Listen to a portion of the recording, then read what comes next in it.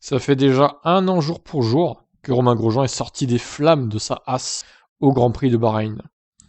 J'ai l'impression que c'était hier. Incroyable, c'est passé vite quand même. Je pouvais presque matérialiser la mort. 1 an jour pour jour après son spectaculaire accident survenu au Grand Prix de Formule 1 à Bahreïn, qui a failli lui coûter la vie, Grosjean a accordé une interview aux Parisiens ce lundi 29 novembre. Le pilote franco-suisse, désormais en IndyCar, est notamment revenu sur son état de santé, mais aussi sur le rapport qu'il entretient désormais avec la mort, qu'il a vu en face, lorsque sa monoplace s'est embrasée le dimanche 29 novembre 2020. Je l'ai vu à 5 cm de mon visage, j'ai vu l'aigle noir qui arrivait. Pour la dompter et l'exorciser, j'ai eu besoin de lui donner un prénom, a-t-il confié au quotidien, révélant ensuite qu'il avait choisi Benoît. Tous les Benoît apprécieront évidemment d'être comparés à la mort. Du coup, ne me demandez pas pourquoi, j'ignore encore aujourd'hui la raison pour laquelle je lui ai donné ce prénom-là. Pourquoi aussi un prénom masculin? C'est venu comme ça, sans explication. Pour rappel, Romain Grosjean avait percuté un rail de sécurité à plus de 200 km/h sur le circuit de Bahreïn. Sa Haas, coupée en deux, avait alors immédiatement pris feu.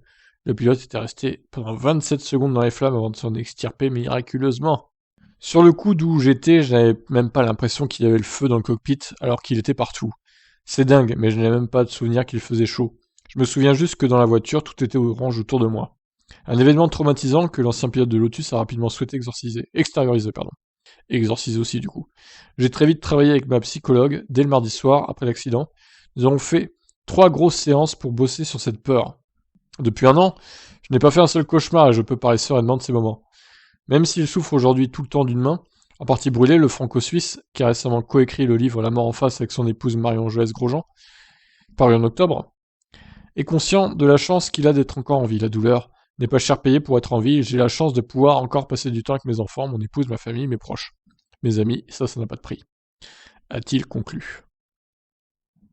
Quant à un éventuel retour en F1, non, je vais arriver au bout de ma carrière en F1, avant même l'accident, donc il allait de toute façon se retirer des Grands Prix. C'est juste que là, du coup, il s'est retiré plus vite que prévu. Mais bon, ça n'aurait rien changé de toute façon. Tout le monde me dit Romain extraordinaire, il va revenir en F1. Je leur dis non, je suis bien en IndyCar.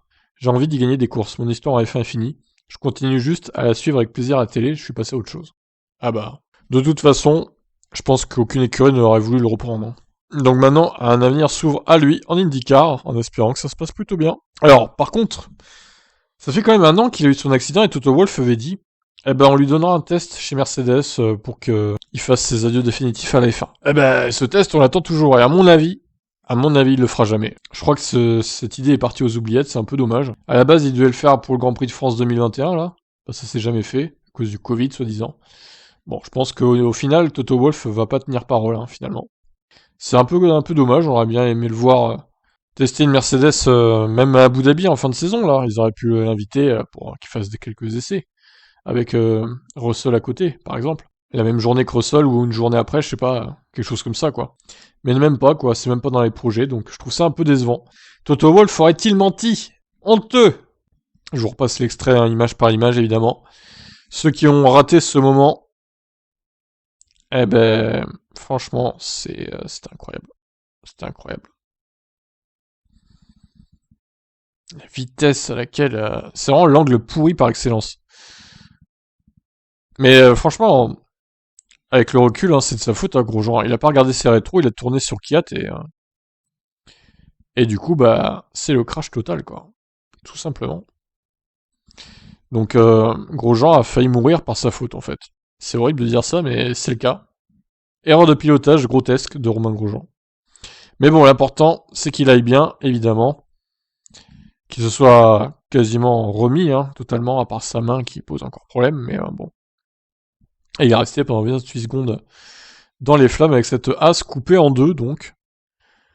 L'enfer, il a vécu l'enfer. Comme il a dit, il a vu la mort de près en plus. Bon, après, ça, on y croit pas, faut être assez superstitieux pour croire qu'il a vu, je pense, l'aigle, le fameux aigle de la mort, bon. Est-ce que c'est pas pour broder une histoire, pour vendre son livre aussi, je sais pas, honnêtement. Mais bon, on n'y était pas, et heureusement d'ailleurs. Donc voilà. Écoutez, je vous laisse me donner votre avis sur ce moment. Qu'est-ce que vous faisiez à l'époque? Enfin, vous regardiez la course, j'imagine, mais comment avez-vous réagi à ce moment-là? Voilà, dites-moi en commentaire du coup. Ciao, ciao.